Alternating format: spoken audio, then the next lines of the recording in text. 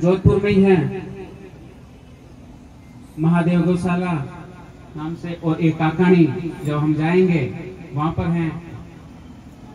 इस तरह से महाराज श्री के अनेकों गौशालाएं हैं महाराज। और हमने इनसे कहा कि हम कई जगह कथा करते हैं, कई अनेकों जगह, और हम लोग गौशाला के लिए कथा करते हैं कि इसमें गौ माता का भी भला हो जाए, और गौ माता के लिए जो भी हमसे बनता है हम लोग करते ही हैं प्रयास। और ये जो कथा है, ये सार्वजनिक कथा हम लोग कर रहे हैं आपकी इस कॉलोनी में। हम तो महाराज मात्र ये एक छोटी सी, कहते हैं ना कि भागवत महापुराण तो बहुत बड़ी है, लेकिन एक आपकी इस कॉलोनी में बस ये गौ माता की एक छोटी सी झोली है जो हम लेके आए हैं। और महाराज जब हम जाएं 7वें दिन तो इस छोटी सी झोली को आप लोग भर देना, यही हमारी गौ माता से विनती है, आप लोगों से विनती है, भक्तों से विनती है। मेरे साथ ओम की ध्वनि बोलिएगा। ओम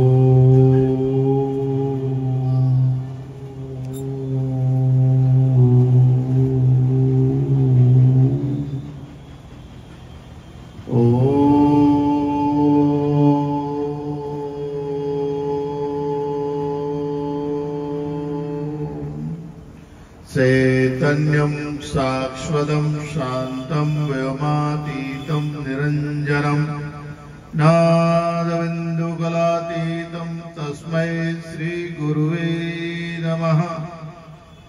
नीलाम्बुजश्यामलं कोमलांगं सीतासमारोपितभागवां पाणो महासायक चारुचापं नमामि रामं रघुवंशनाथम्। वसुदेवसुतं देवं कंचजानूरमर्दनं देवकी परमानन्दं कृष्णं वन्दे जगद्गुरु, कृष्णं वन्दे जगद्गुरु।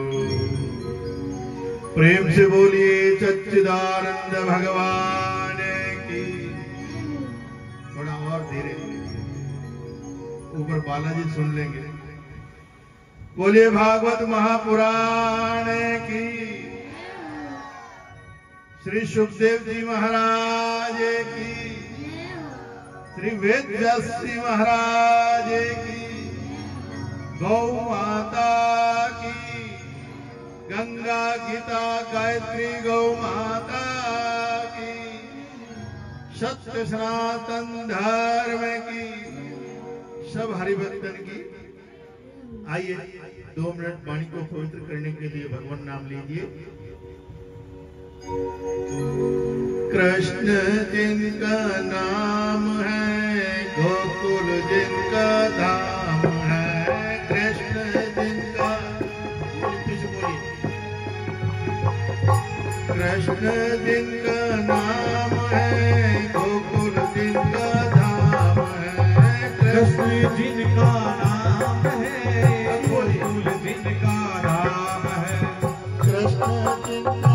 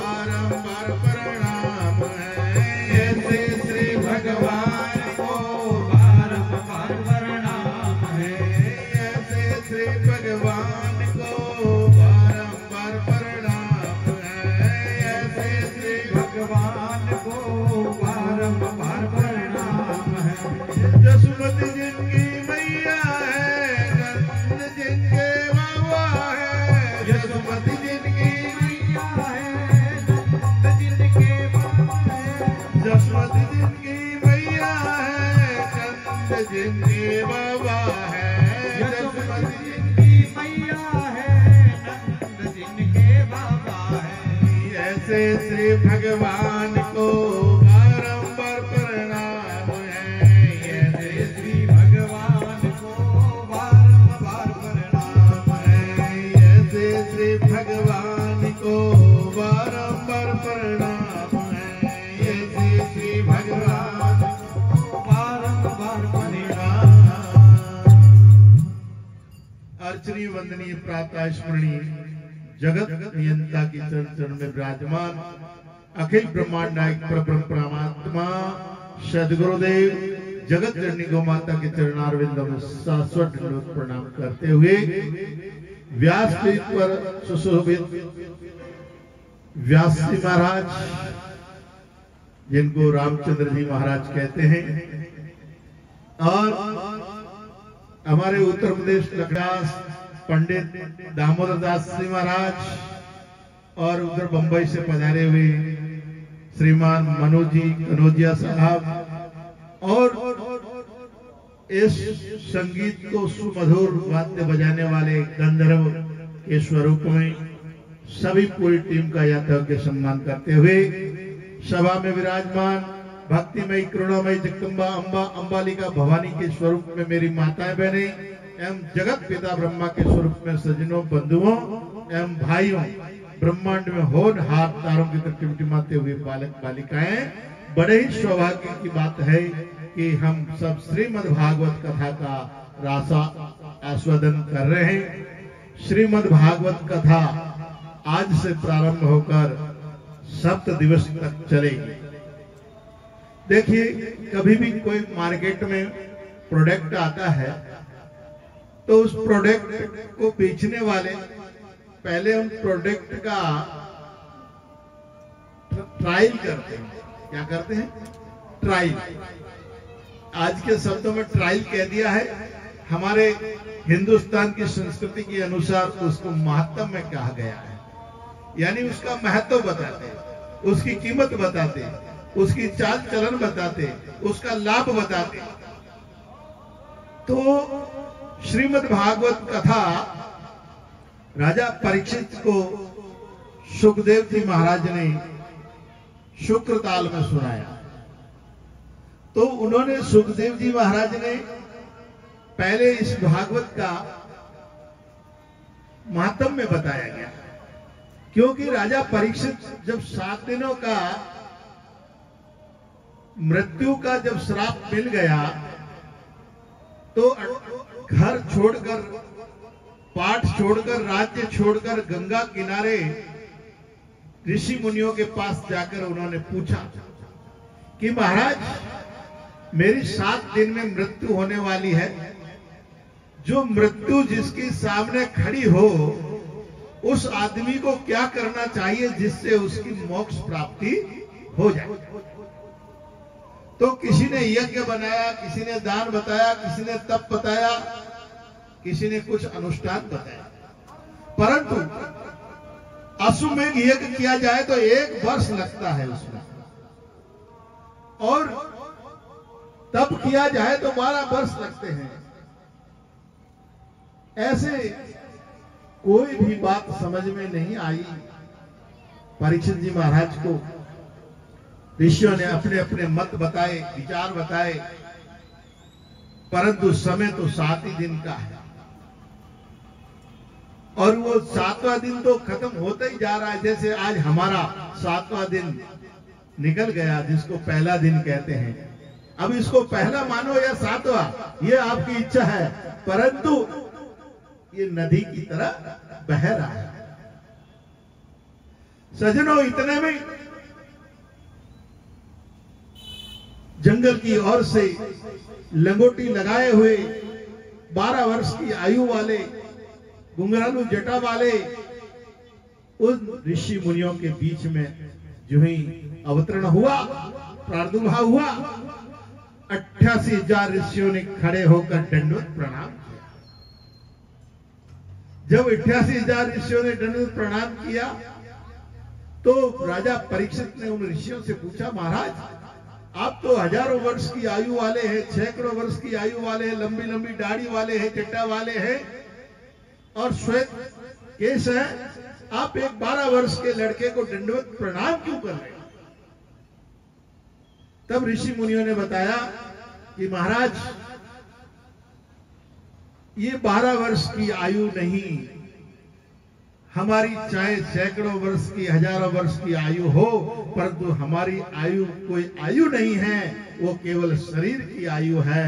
परंतु ये जो आपको 12 वर्ष के दिख रहे हैं ना, ये तो अनंत सालों के हैं, अनंत, जिनके कोई जन्म का भी आर पार नहीं है। जैसे आपने व्यास जी से सुना था कि शरीर की आयु तो केवल जानवरों की होती है। जानवर शरीर की आयु से बिकता है। एक दांत वाला, 2 दांत वाला, जितने दांत होते उतनी कीमत होती है, परंतु मनुष्य की कीमत जितना बूढ़ा होता है उतनी होती है। परंतु ज्ञानियों की उम्र तो उतनी होती है जितना ज्ञान उसको कितना कब हुआ, कब उसको गुरु का आशीर्वाद मिला। तो ऋषियों ने कहा, महाराज हमारे सब में ये सर्व से पूज्य हैं, ये सब के पूज्य हैं, हम लोग इनके आगे कुछ भी तप त्याग वाले नहीं हैं। तब तो कहा सुखदेव जी ने, उतने में ही राजा परीक्षित बोल पड़े कि महाराज, तब तो मेरे 7 दिनों में मेरे श्राप का जो निवारण है, मोक्ष की प्राप्ति है, वो भी ये बता सकते हैं। तब ऋषियों ने कहा, हाँ ये बिल्कुल ठीक बात है कि आपको 7 दिन में कैसे परमात्मा की प्राप्ति होगी और कैसे इस 84 लाख योनियों से मुक्ति मिलेगी, ये केवल यही बता सकते हैं, अन्य कोई नहीं बता सकता। तब उस सुखदेव जी महाराज से राजा सुखदेव मुनि से प्रश्न करते हैं कि महाराज मेरे को आप बताइए, मेरे 7 दिनों में मुझे क्या करना चाहिए। तब सुखदेव जी महाराज कहते हैं, भाई गुरु तू है कि मैं? बोले गुरु आप हैं। तो मैं हूं तो जहां तू बैठा है वहां मुझे बैठाएगा, तब मैं बता पाऊंगा। तब सुखदेव जी महाराज को सिंहासन पर विराजित किया और परीक्षित जी महाराज उनके चरणों में विराजे और कहा कि बिल्कुल ठीक कह रहे हो, परंतु एक बात बताओ कि ये भागवत कथा सुनकर और कोई मुक्त हुआ है या मैं ही हूँगा पहला आदमी? तब सुखदेव जी महाराज परीक्षित जी महाराज को कहते हैं कि एक राजा खटवांग हुआ है। आज कथा सुनी कि नहीं? खटवांग की सुनी? नहीं सुनी, मालूम है मेरे को। आज के कथाकार जो वास्तविकता में सुनाना चाहिए वो नहीं सुना पाते हैं, वो इधर उधर की में ही चले जाते हैं। और कथा में वैसे तो बताया गया है केवल कृष्ण कीर्तन ही माना जाता है, इधर उधर के भजनों को विशेष मान्यता नहीं दी जाती है, क्योंकि भागवत रस मुक्त करने के लिए होती है। भागवत रस केवल मनोरंजन नहीं होता है सज्जनों। तो भागवत के लिए कहा खटवांग राजा का मोक्ष हुआ है। बोले कैसे हुआ? कि खटवांग राजा एक देवताओं के साथ युद्ध लड़ता था और देवताओं के साथ युद्ध लड़ने से देवता प्रसन्न हुए और खटवांग को बोला कि बोल तुम्हें क्या दिया जाए इंद्र स्वर्ग से, इंद्रलोक से। तब उन्होंने कहा अगर देना ही है तो ये बताइए कि मेरी उम्र कितनी रह गई है। जब बताया देवताओं ने कि उम्र सिर्फ तेरी 2.5 घड़ी रह गई है। क्या? जीवन की उम्र सिर्फ 2.5 घड़ी रह गई है। तब बोले कि अगर तुम देना ही चाहते हो तो मुझे इस स्वर्ग लोक से मृत्यु लोक तक पहुंचा दीजिए, बस यही मैं तुम्हारा इनाम में चाहता हूं। तो जो ही खटवांग राजा को स्वर्ग से इस मृत्यु लोक में आने में आधा घड़ी व्यस्त हुआ। आधा घड़ी समय निकलने के उपरांत उसने 2 घड़ी के अंदर इस मृत्यु लोक के अंदर अपना मोक्ष प्राप्ति किया। बोले ये राजा परीक्षित, तेरे को तो 7 दिन पड़े हैं। खटवांग ने तो ढाई घड़ी में ही मोक्ष प्राप्ति पा ली थी, तेरे लिए तो बहुत बहुत समय है। तो महाराज इस तरह से सुखदेव जी महाराज ने राजा परीक्षित को महत्व सुनाया, उसका कीमत सुनाया और उसका फल सुनाया। तब श्रीमद् भागवत कथा को राजा परीक्षित ने प्रार्थना किया कि महाराज मुझे सुनाइए और मुझे मुक्त कर दीजिएगा, मैं 7 दिनों में मुक्त होना चाहता हूं। और वैसे ही जैसे महाराज श्री ने नियम बताए, जब तक नियम के बिना कोई भी फल नहीं मिलता। देखिए औषधि जो होती है, आयुर्वेद औषधि के अंदर मारवाड़ी में कहते हैं करी फले, नहीं फले करी, करी रो मतलब कहीं वे कि हंदोनो खावे और मत है देखो नींबू और नींबू रो सत और दही खावे तो कहीं वो हियाला लाडू खावेड़ा काम आवे, वो हंदोनो काम नहीं आवे। खारो खाटो खोपरो जे गावण सुख चाहे तो चारो छोड़, तो शरीर रो सुख चाहो करी चाहो तो जीवन रे मैंने नियम रो पालन करना अनिवार्य है। जैसे भागवत में महाराज श्री ने नियम बताए वैसे पालन करे। और दूसरा नियम यह है कि फल जब ही प्राप्त होता, विशेष रूप से जैसे गंगा में स्नान करें, और गंगा में स्नान करने के बाद में जब तक हम दान न करें तो गंगा में स्नान किए का कोई फल नहीं होता। तो क्या होता है, उल्टा पाप घर आ जाता है। कौन सा जो गंगा में स्नान किया है पापियों ने, वो पापियों का पाप जो है वो हम बिना दान किए हुए, बिना पुण्य किए हुए घर आ गए तो उनके पाप लेकर आ गए। कहते हैं गंगा गाय मार गंगा गए, आते मारी कुत्ती, के बात होती उतीर उती। तो इसीलिए पुण्य अवश्य करना।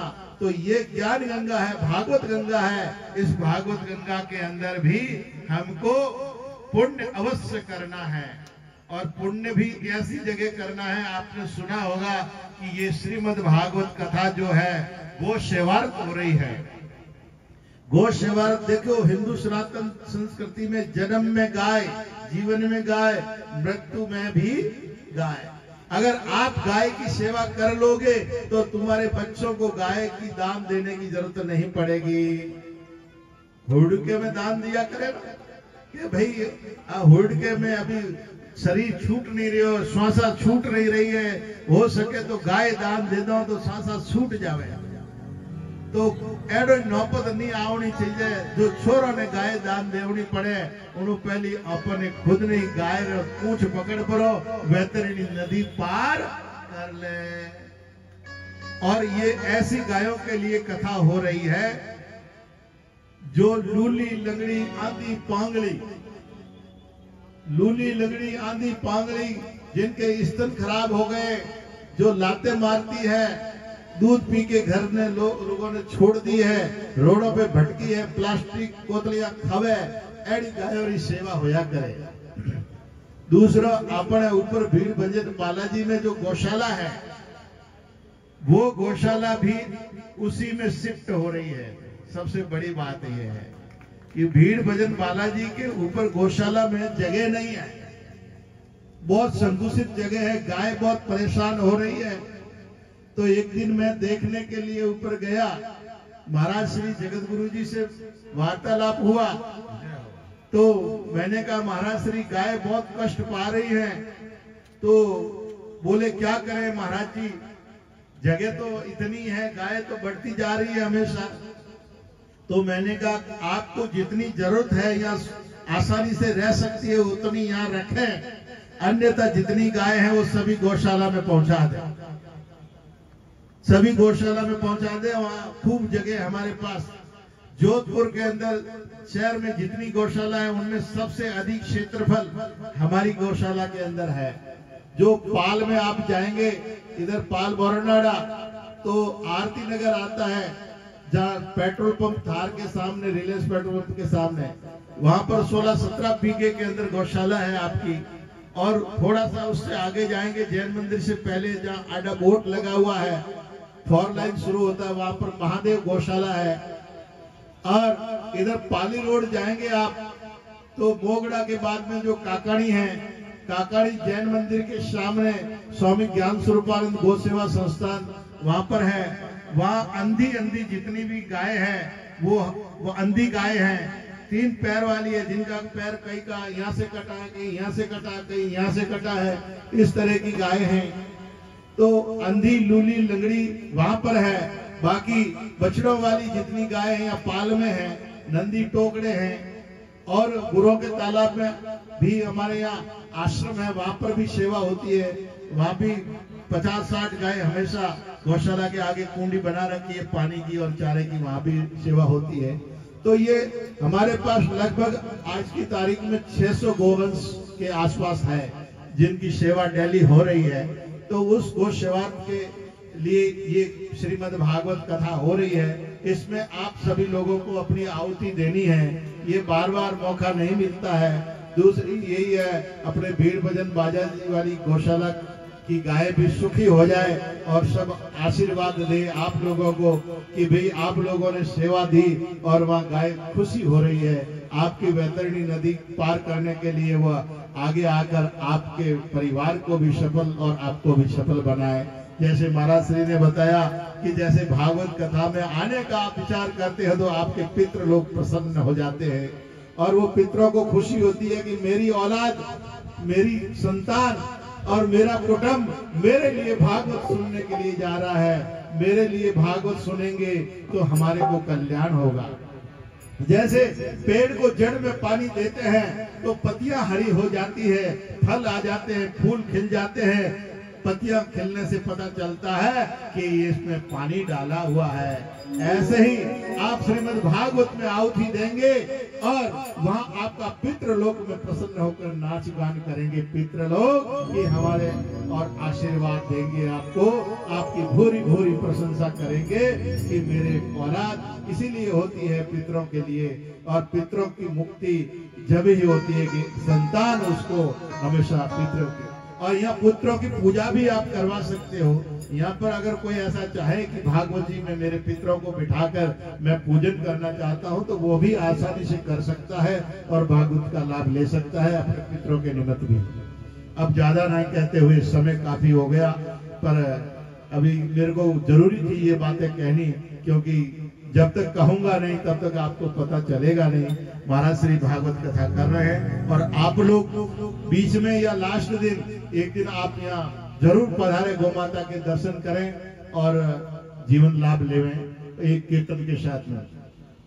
ओंकार मंगलम गौ मात मंगलम, ओंकार मंगलम गौ मात, ओंकार मंगलम गौ मात मंगलम, गौ मात मंगलम, गौ मात मंगलम, गौ मात मंगलम, गौ मात मंगलम, ओंकार मंगलम गौ मात मंगलम, ओंकार मंगलम गौ मात मंगलम, गौ मात मंगलम, ओंकार मंगलम गौ मात मंगलम, ओंकार मंगलम, ओंकार मंगलम गौ मात मंगलम, गौकार मंगलम, गौ मात मंगलम, गौ मात मंगलम, गौ मात मंगलम, बोले कृष्ण कन्हैया लाल। हरि